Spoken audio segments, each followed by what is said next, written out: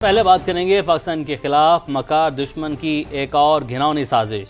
भारत पाकिस्तान में दहशतगर्दी और दीगर कार्रवाई के लिए पाकिस्तानी मछेरों को कांटा डालने लगा। सिक्योरिटी फोर्सेस ने एजाज मल्लाह को भारत की समंदरी हदूद में दाखिल होते वक्त रंगे हाथों पकड़ लिया। एजाज मल्लाह ने एतराफी बयान में इंकशाफ किया है कि रॉ ने फौजी वर्दियां, मोबाइल सिम्स और फोन बिल समेत पुराने करेंसी नोट लाने का कहा।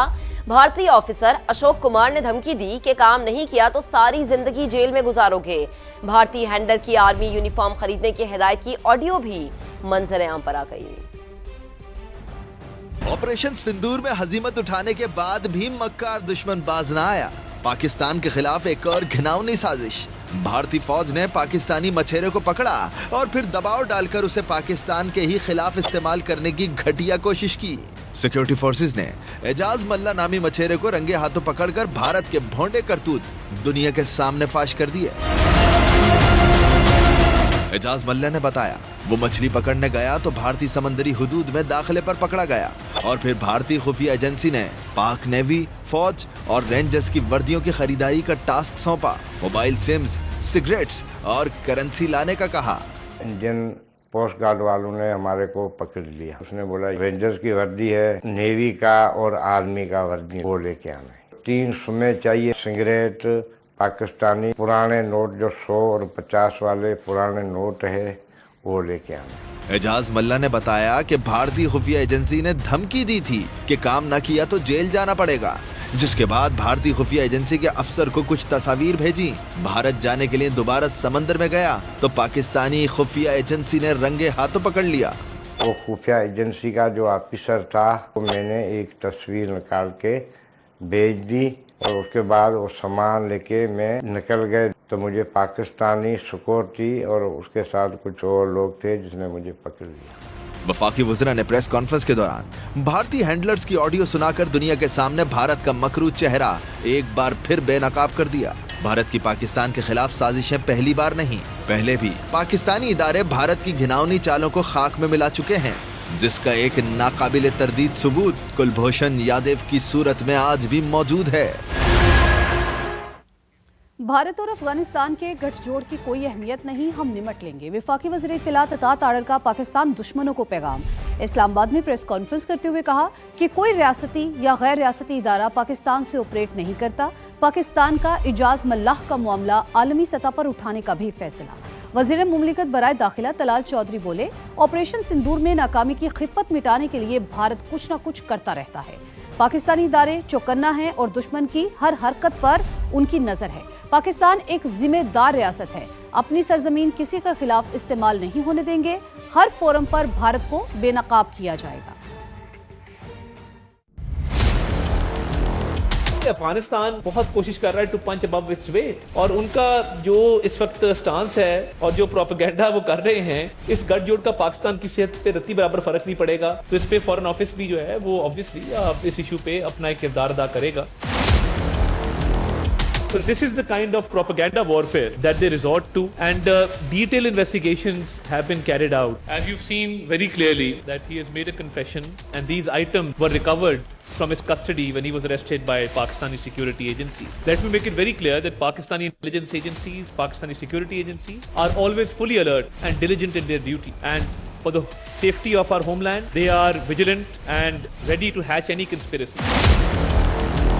ऑपरेशन संदूर में नाकामी के बाद जो रसवाई, जो शर्मिंदगी हुई, उसे मिटाने के लिए कभी कहा जाता है ऑपरेशन संदूर 2 होगा, कभी आप क्रिकेट में हाथ नहीं मिलाते, कभी वहां से ट्रॉफी लेकर वो खिफत जो आपको हुई है उस जंग में वो मिटाने की कोशिश करते हैं। अभी और ऑपरेशन की बात है, आप दोबारा एक दफा रंगे हाथों पकड़े गए हैं। पाकिस्तान एक सॉवरेन स्टेट है, हमारी जमीन किसी के अगेंस्ट इस्तेमाल नहीं होती और हम ये भी नहीं चाहते कि किसी की जमीन या प्रोपेगेंडा हमारे खिलाफ इस्तेमाल हो, प्रॉक्सीज की सूरत में हो, कुलभूषण की सूरत में हो, या हमारी सॉवरेनिटी पर हमले के लिए आप जहाज भेजें या ऐसी हरकतें करें। हम हर जगह पे मुकाबला करेंगे और आपको एक्सपोज करते रहेंगे। पाकिस्तान ने अफगान तर्जुमान के गुमराहकुन बयान को मुस्तरद कर दिया। इस्तांबुल मुज़ाकरात से मुतालिक हक़ाइक़ को तोड़ मड़ोड़ कर पेश किया गया। वज़ारत इत्तेलात की जानिब से कहा गया पाकिस्तान ने अफगान सरजमीन पर दहशतगर्दों की गिरफ्तारी का मुतालबा किया। अफगान फरीक के दावे पर पाकिस्तान ने फौरी तौर पर तहवील की पेशकश की। पाकिस्तान का मौक़िफ़ वाज़े, मुस्तकिल और रिकॉर्ड पर मौजूद है। पाकिस्तान के खिलाफ गलत बयानी काबिल कबूल नहीं है।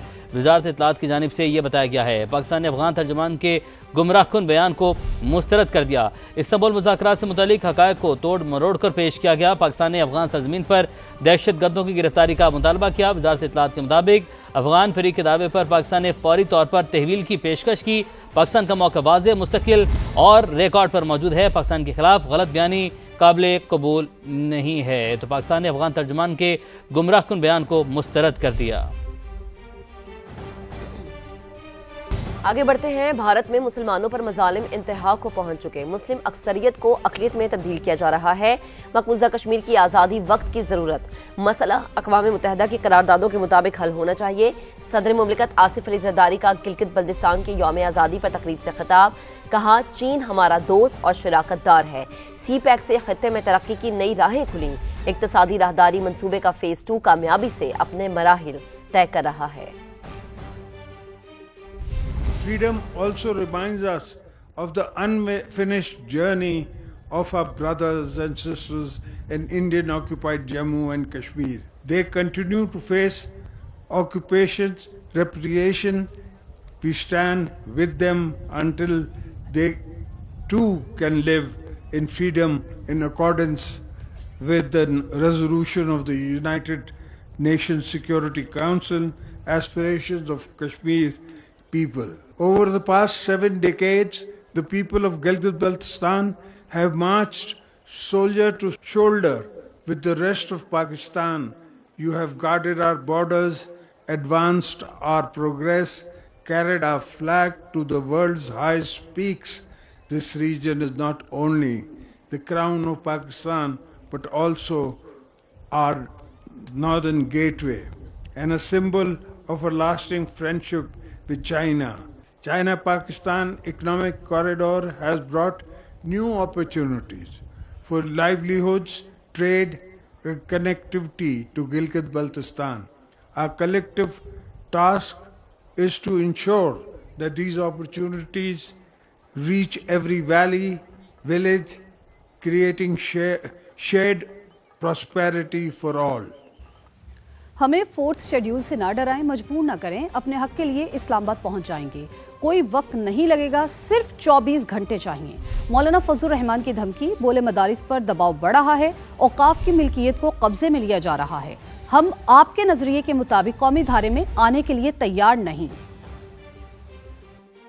कबूल न करो कि हम अपने हक के लिए, अपने मदरसे और मस्जिद की हुर्रियत के लिए पूरे मुल्क से सिर्फ मदारिस नहीं, अवाम भी मार्च करते हुए इस्लामाबाद की तरफ रवाना हो जाएंगे। कोई वक्त नहीं लगेगा, 24 घंटे चाहिए हमें, सिर्फ 24 घंटे। तुम मुआशरे से अलग थलग नजर आ रहे हो, खुद को कौमी धारा कहते हो, और हम अवाम के रंग में जिंदगी गुजार रहे हैं, उनकी सफों में जिंदगी गुजार रहे हैं। हमें आप कहते हैं कौमी धारे में आए। हम आपके नजरिए के मुताबिक कौमी धारे में आने के लिए तैयार हैं। तुम आओ इस्लामी धारे में, हम आएंगे कौमी धारे में। आप आकर हमें कहते हैं हजरत मुझे तो 4th शेड्यूल में डाल देंगे, चाहे भाड़ में। उनको ज्यादा गुस्सा हमारे ऊपर कि इन्होंने मुल्लाओं को बचा लिया, मदरसे को बचा लिया। इस बुनियाद पर वो समझते हैं कि ये लोग बड़े खतरनाक हैं, इसीलिए मदारिस पर दबाव। अवाम की खिदमत करते हुए तो नजर नहीं आते। सैलाब आया, कहाँ गई थी हुकूमत उस वक्त? तकलीफ में ये गरीब फकीर पानी में उतर कर मुतासरीन को बचाने के लिए मैदान में उतर आ रहे हैं, तो फिर हुकूमत करना भी इनका हक है, तुम्हारा हक नहीं है। वज़ीर-ए-आज़म आज़ाद कश्मीर के खिलाफ तहरीक अदम एतमाद पर डेडलॉक बरकरार। वज़ीर-ए-आज़म चौधरी अनवारुल हक के खिलाफ तहरीक अदम एतमाद आज भी पेश न की जा सकी। वज़ारत उस्मा के लिए उम्मीदवार का फैसला भी ना हो सका। पीपल्स पार्टी नून लीग को शराकत इक़्तिदार के फार्मूले पर आमादा करने में नाकाम। शाज़िया मरी कहती हैं, माजी में अददी बरतरी के बावजूद हमें हुकूमत बनाने नहीं दी गई। अब पीपल्स पार्टी आज़ाद कश्मीर में हुकूमत बनाने को तैयार है। आज़ाद कश्मीर में सियासी इस्तेहकाम बहाल करेंगे।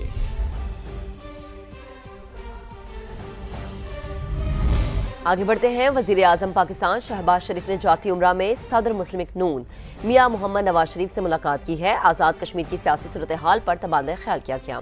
वजीर आजम ने सदर मुस्लिम नून को पाक अफगान मुआहिदा और दौरा सऊदी अरब से मुतालिक आगाह किया। मुलाकात में मुल्क की सियासी और सिक्योरिटी सूरत हाल पर भी तफसीली गौर किया गया।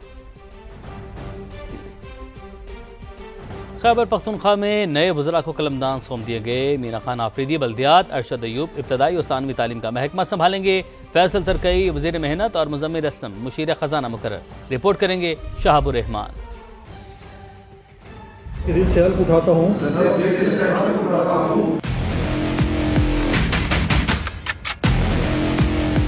ना करते बिलाखिर वजीर आला खैबर पख्तूनख्वा ने नई काबीना में फील्डिंग सेट कर दी। मीना खान आफरीदी को बल्दियात, इंतखाबात और देही तरक्की का महकमा दे दिया। अरशद अयूब खान इब्तदाई और सानवी तालीम के वजीर होंगे। फजल शकूर खान को पब्लिक हेल्थ इंजीनियरिंग का कलमदान सौंपा गया। डॉक्टर अमजद अली को वजारत हाउसिंग और आफ्ताब आलम आफरीदी को वजारत कानून, पार्लिमानी उमूर और इंसानी हुकूक दी गई। सैयद फखर जहान वजीर एक्साइज टैक्सेशन और नारकोटिक्स कंट्रोल, जबकि रियाज खान को महकमा आबपाशी का कलमदान सौंपा गया।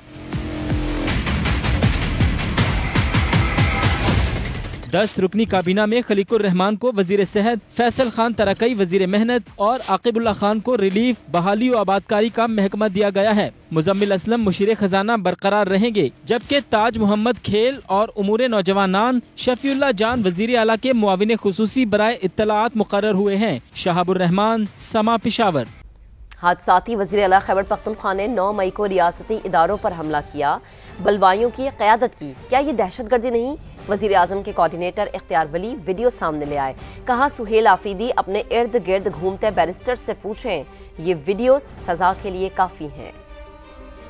मई के वाकयात हुए थे, आज उसकी मुतालिक एक वीडियो वो आपके साथ शेयर कर रहे हैं। सुहेल आफरीदी साहब वो कह रहे हैं कि ये कोर कमांडर हाउस पर हम पहुंच चुके हैं। अगर अपने फौजी तनसीबात पर हमला करना भी दहशतगर्दी नहीं है, फौजी जवानों की वर्दियों को आग लगा देना भी दहशतगर्दी नहीं है, कोर कमांडर हाउस पर भी हमला करना दहशतगर्दी नहीं है, तो बताइए दहशतगर्दी है क्या? हादसाती वजीर आला साहब, इश्क इमरान में मुब्तला और उसके असीर वजीर आला साहब, ये जो आपकी वीडियो है ये कॉन्सिक्वेंशल है और आप अपने वकला से जरूर मशवरा कर लीजिए कि इसके कॉन्सिक्वेंसेस क्या क्या हो सकते हैं। तुरखम सरहदी गुजरगाह 3 हफ्ते बाद अफगान पनाह गुज़ीनों की वतन वापसी के लिए खुल गई। जरूरी कागजी कार्रवाई के बाद अफगान शहरी वतन वापस जाने लगे। सरहदी गुजरगाह तिजारत और पैदल आमदरफ्त के लिए बदस्तूर बंद रहेगी। ट्रांसपोर्टर्स ने तिजारती आमदरफ्त के लिए बॉर्डर खोलने का मुतालबा कर दिया।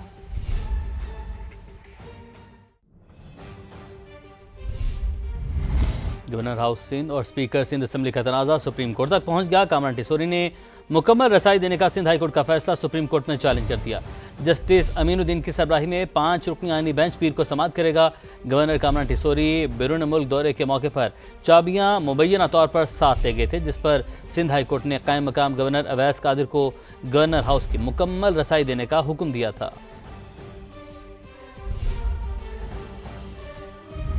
27वीं तरमीम जब भी आएगी डंके की चोट पर आएगी। हुकूमत के पास नंबर्स पूरे हैं। वजीर मुमलिकत बराए कानून और इंसाफ बैरिस्टर अकील मलिक की समा के प्रोग्राम मेरे सवाल में गुफ्तगू। ये भी कहा कि अपोजिशन लीडर आने के बाद नए चीफ इलेक्शन कमिश्नर भी आ जाएंगे।